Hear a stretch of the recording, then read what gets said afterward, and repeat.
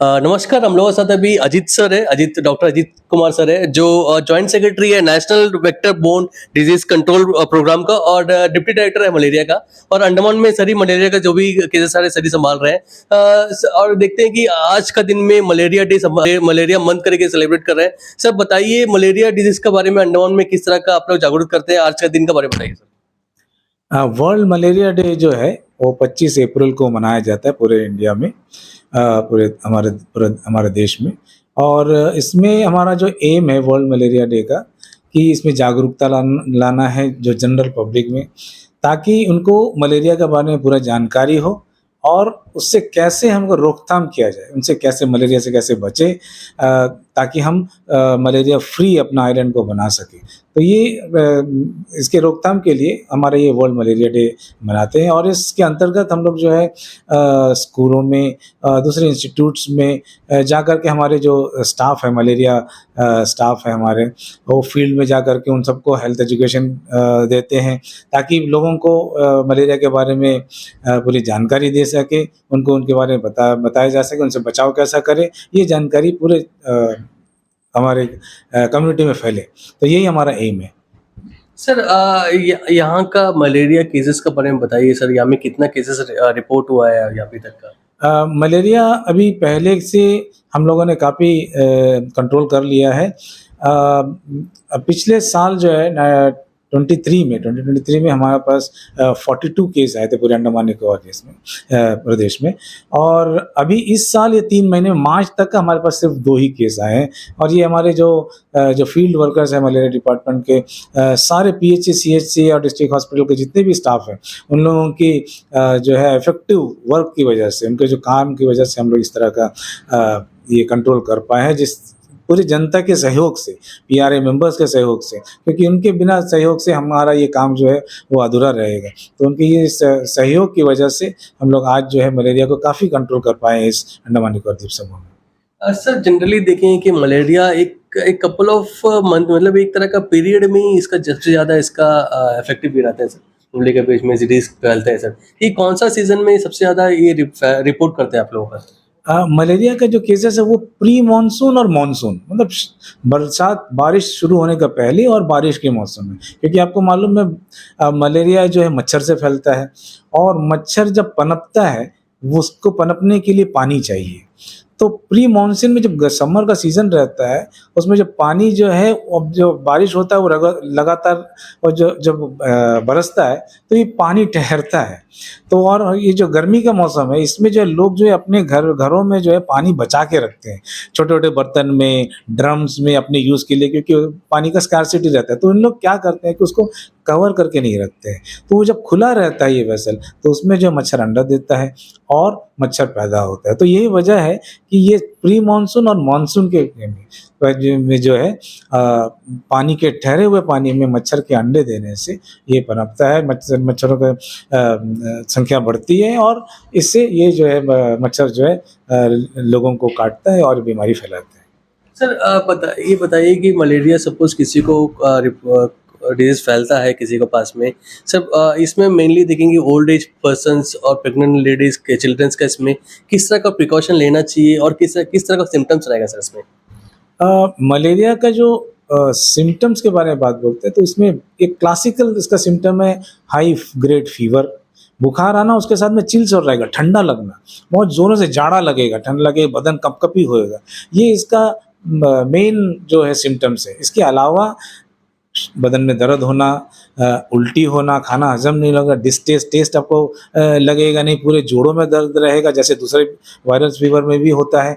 तो ये इसका मेन जो सिम्टम्स है मलेरिया का। और इसको हम लोग जो है जब ऐसा पेशेंट्स आते हैं तो हमको डायग्नोस करना पड़ता है पहले। तो उनका जो ब्लड लिया जाता है, स्लाइड लेते हैं और माइक्रोस्कोप के अंदर उनको एग्जामिन करते हैं लैब में, और मलेरिया पैरासाइट उसमें ढूंढते हैं, और जब पाते हैं तो पॉजिटिव होता है तो हम उसको मलेरिया का ट्रीटमेंट देते हैं। इसके अलावा जो आजकल जो है रैपिड डायग्नोस्टिक टेस्ट जो है वो अवेलेबल है, वो जिसमें है ब्लड, अपने फिंगर के ब्लड में एक ड्रॉप जाते उसमें डालते हैं, और उसमें स्ट्राइप्स आते हैं कलर जो है मलेरिया का वाइवैक्स मलेरिया हो या फैल्सीपायर मलेरिया, उसकी जगह में वो निशानी अगर अगर पॉजिटिव है तो वो जो कलर आपको दिखाता है उससे हम उसको पॉजिटिव या नेगेटिव जो है इस तरह डायग्नोस करते हैं। लेकिन हर केस में जो इसको जो स्टैंडर्ड जो डायग्नोसिस टेस्ट है वो है ब्लड का स्लाइड लेना और उसको माइक्रोस्कोप के अंडर देखना।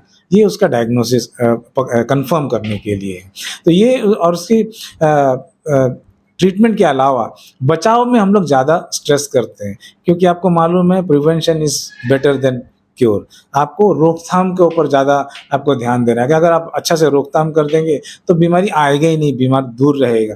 तो ये रोकथाम के लिए हमारा जो मेन स्ट्रीम जो हमारा जो काम है, फील्ड वर्कर्स हमारा जो स्टाफ है, वो जो है ये अवेयरनेस देते हैं। एक जगह जगह जाते हैं, स्कूलों में जाते हैं, PRI एक पंचायत में जाते हैं, वहाँ के लोगों को, जनरल पब्लिक को आशा वर्कर्स के through house to house visit करके उनको इसके बारे में मच्छरों का से पनपने से दूर करने के लिए उनको जानकारी देते हैं। उनसे उनको कहते हैं कि आप अपने पड़ोस में पड़ोसियों को भी अपना ये जानकारी बताएं कि कैसे मच्छरों का जो पनपना रोक सकते हैं। रुके हुए पानी को आप उसको बहाइए, या फिर अगर उसमें मिट्टी डाल करके उस गड्ढे को जो है इसको बंद कर दीजिए। तो इस तरह के जो हेल्थ एजुकेशन है, इंफॉर्मेशन हम उनको देते हैं। इसके अलावा पर्सनल प्रोटेक्शन उसके बारे में भी बात करते हैं।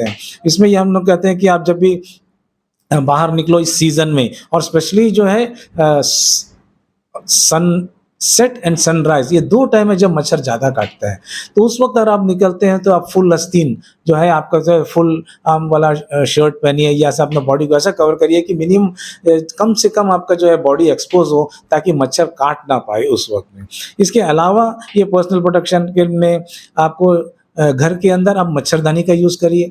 आप जब भी आप सोते हैं मच्छरदानी, आजकल मच्छरदानी में आपको इम्प्रेग्नेटेड मेडिसिन रहता है उस मॉस्किटो नेट में, ताकि उस मॉस्किटो नेट में अगर आप सोएंगे तो उसमें मच्छर अगर बैठेगा तो मच्छर मर जाएगा। तो इस तरह इम्प्रेग्नेटेड मॉस्किटोज भी अवेलेबल है। तो ये चीज़ पर्सनल प्रोटेक्शन। इसके अलावा हम बताते हैं कि घर के अंदर जो है वेंटिलेशन अच्छा होना चाहिए, और वो क्रॉस वेंटिलेशन होना चाहिए। मतलब अगर एक ही खिड़की है तो एक तरफ से खाली हवा आएगा, ऐसा नहीं, दूसरा कोई तरफ खिड़की या दरवाजा खुला रहना चाहिए, ताकि जिससे हवा जो है आर पार हो, पूरे घर में वेंटिलेशन हो। क्योंकि मच्छर को पसंद है अंधेरा और शांत जगह, ठंडा जगह। तो आप जहाँ पर आप उदाहरण के लिए आप अपने बेडरूम में या कोई ऐसे रूम में जहाँ पर आप अपने कपड़े टांगते हो, जहाँ पर आप अपने जो टॉवल जो टांगते हो, वहाँ वो एरिया जो है ठंडा रहेगा, अंधेरा रहेगा, और वहाँ पर अगर हवा नहीं चल रहा है तो मच्छर वहाँ पर रेस्ट करेगा। तो ये इस तरह की जो सिचुएशन खड़ी उसको नहीं लाना है। तो क्रॉस वेंटिलेशन घर में रहेगा, हवा घूमेगा, तो अगर सर्कुलेट होगा तो मॉस्किटो जो है वो एक जगह में नहीं रुकेगा। तो इससे जो है आपको काटने का चांसेस भी एकदम कम रहता है। इसके अलावा आप घर के अंदर जो है मॉस्किटो रिपेलेंट्स मिलता है, रिपेलेंट जैसा मॉस्किटो कॉयल है, वो एक अच्छा, लेकिन उसका भी एक साइड इफेक्ट है कि उसमें क्या है, मॉस्किटो कॉयल्स जो है वो जलाने से बहुत जन को एलर्जी होता है, सांस में दिक्कत होना शुरू हो जाता है। तो इसलिए आप उसको मॉस्किटो जो कॉयल्स है वो आपको हर तरफ हर जगह में आपको यूज़ नहीं कर सकते, स्पेशली जहाँ पर छोटे बच्चे हैं और जो आस्थमेटिक पेशेंट, उनका आस्थमा ज़्यादा बढ़ जाएगा, तो आप कॉयल यूज़ नहीं कर सकते। इसकी जगह आप लिक्विड वाला यूज़ कर सकते हो, लिक्विड वाला यूज़ करने के अलावा आप क्रीम मिलता है, लोशन मिलता है, एंटी मॉस्किटो लोशन, उसको आप यूटिलाइज कर सकते हो। छोटे बच्चे अगर हैं तो उसको आप पूरा प्रोटेक्ट कवर, पूरा बॉडी और हाथ पैर सब अच्छा से प्रोटेक्ट करके रखिए उनको, ताकि मच्छर ना काटे। तो इस तरह से आप उनको जो मच्छर के काटने का हम कम कर सकते हैं। उसी तरह आप जो घर में जो बुजुर्ग हैं उनको भी इसी तरह का आप उनको देखिए, अगर उनको एलर्जी नहीं है किसी चीज़ से तो आप उसको ऑयल यूज़ कर सकते हैं, या वो लोशन, किसी तरह का लोशन आप यूज़ कर सकते हो। और उनको सुबह और जो शाम में घर से बाहर जाने के लिए उनको मना करें, या तो दिन के टाइम ऐसा कुछ, या फिर रात होने के बाद में, जब मच्छर का जो काटने का एक्टिविटीज़ कम होता है। मच्छर जो है, मलेरिया का जो मच्छर है वो एनोफिलिस, स्पेशली जो है फीमेल एनोफिलिस के काटने से होता है। फीमेल एनोफिलिस मच्छर है। और ये क्यों फीमेल, अब आपका क्वेश्चन है कि फीमेल एनोफिलिस ही क्यों मेल एनोफिलिस मच्छर क्यों नहीं काटता है? वो इसलिए क्योंकि फीमेल एनोफिलीज को अपने शरीर के अंदर अंडा का डेवलपमेंट करना होता है, और अंडे के डेवलपमेंट के लिए उसे प्रोटीन चाहिए, और उसको प्रोटीन जो है हमारे शरीर के खून से ही मिलेगा। तो इसीलिए, और मेल जो एनोफिलीज है वो सिर्फ पराग फूल उसके कणों को खा करके जीता है, उसको ब्लड की कोई ज़रूरत नहीं होती। यही कारण कि एनोफिलिस, फीमेल एनोफिलिस जो है वो हम लोगों को काटता है अपने अंडे को डेवलप करने के लिए। इसके अलावा रोकथाम में, इसके अलावा घर के अंदर जो आप जो फूलदान रखते हैं, आप ये आसपास जो गमला रखते हैं, आपके वरांदा में रखते हो, उसमें आप देखते हो आप जो पानी डालकर रखते हो, पानी ऐसे ही ठहरा हुआ रहता है और वो हफ्तों तक रहता है। आपको एक मच्छर जो है अंडा देता है, अंडा दे करके वो लार्वा और अडल्ट बनने में 7 दिन लगता है। तो अगर आप उस पानी को अगर आप 7 दिन के अंदर चेंज नहीं करते हैं तो वहाँ पर मच्छर जो है वो पैदा होगा, बढ़ेगा। तो इसीलिए हम सबको बताते हैं कि अगर आपके घर में इस तरह का गमला है, फूलदान है, कुछ पानी है, इस तरह का है, तो उसको क्योंकि आप फूलदान को ढक के नहीं रख सकते हैं, उसमें मच्छर बैठेगा। तो 1 सप्ताह में के अंदर उस पानी को फेंक दीजिए ताकि उसमें जो भी लार्वा या कुछ भी अंडा होगा वो बह जाएगा। तो ये एक रीज़न। सेम चीज़ आपका घर के आसपास में जो पानी जो ठहरा हुआ है वो भी 7 दिन के अंदर उसको या तो गड्ढे को भर देना है या फिर उसको नाली बना करके उस पानी को बहा देना है। तो ये सारी चीज़ें हैं जो आपको हमारे लोगों को जानकारी होना चाहिए कि कैसे मच्छर का पनपने को रोकना है। हमारा जो दुश्मन है वो है मच्छर, क्योंकि कीटाणु जो है वो प्लाज्मोडियम है, प्लाज्मोडियम वाइवैक्स एंड प्लाज्मन, वो मलेरिया करता वाला जीवाणु है, लेकिन उसको फैलाने वाला एकमात्र जो एजेंट है वो है एनोफिलिस मच्छर। तो मच्छर जो है, अगर आप मच्छर को टारगेट करते हैं कि उसका पनपना बंद कर देंगे, उससे बचना बंद कर देंगे, उसके काटने से आप प्रॉपरली बच जाएंगे, तो मलेरिया के केसेस भी आपका हमारे इस आइलैंड में एकदम से और भी कम हो जाएगा। सर आपने प्रिकॉशन के बारे में बहुत अच्छे से समझाया है सर इसमें ये बताइए कि कॉज इसमें प्रॉब्लम किस तरह का, कंसर्न किस तरह का करना चाहिए। मेनली हम लोग का जो ओल्ड एज पेशेंट्स हो गया, प्रेग्नेंट लेडी हो गया, चिल्ड्रंस हो गया, इसका इम्यून बहुत सेंसिटिव रहता है, बहुत कम रहता है उनका, तो इनको किस तरह का प्रॉब्लमेटिक हो सकता है, कंसर्न हो सकता है सर इनको सपोज होता है तो? मलेरिया का जो केसेस जो दुनिया में जो डेथ होता है, पूरी दुनिया की बात कर रहा हूँ मैं, उसमें सबसे ज़्यादा अंडर 5 ईयर्स के बच्चे को डेथ होता है। सबसे ज़्यादा अंडर 5 ईयर्स, बिलो 5 ईयर्स के बच्चे, क्योंकि वो उनका, जैसा आपने कहा, उनका इम्यूनिटी कम रहता है, तो उसके इसीलिए उनको ज़्यादा प्रोटेक्शन उनको चाहिए। इसके अलावा जो हाई रिस्क में और आता है वो है प्रेग्नेंट लेडीज़ को भी अगर मलेरिया हो जाता है तो प्रेग्नेंट लेडीज़ में प्रॉब्लम ये है कि उनका गर्भपात हो सकता है, अबॉर्शन हो सकता है मलेरिया की वजह से।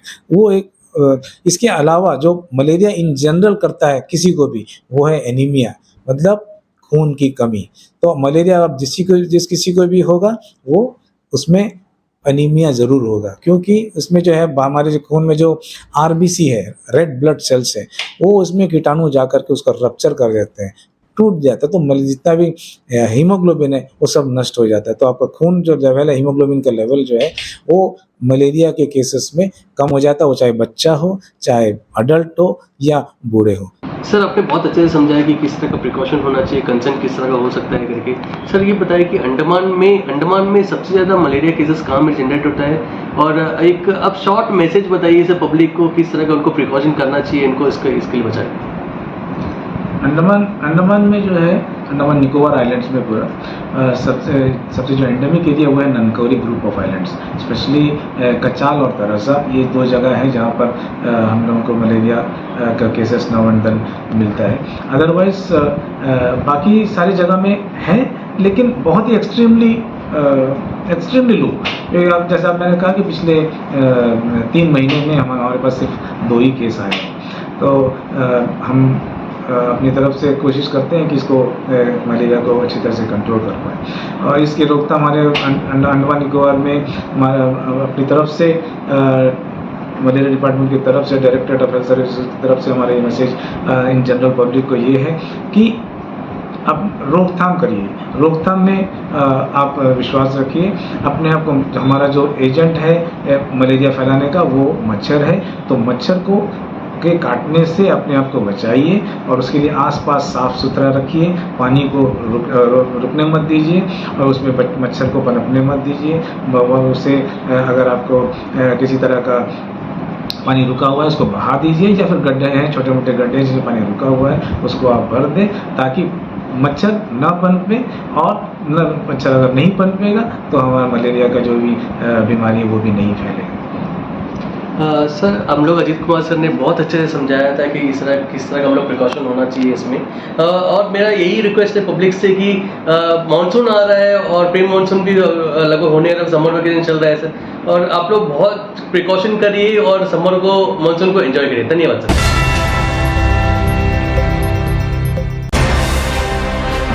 अंडमान से जुड़ी सभी छोटी बड़ी खबरें देखने के लिए हमारे अपने न्यूज आज तक यूट्यूब चैनल को सब्सक्राइब करें और बेल आइकॉन प्रेस करना ना भूलें। हमारा अपना न्यूज आज तक, अब सच देखेगा अंडमान।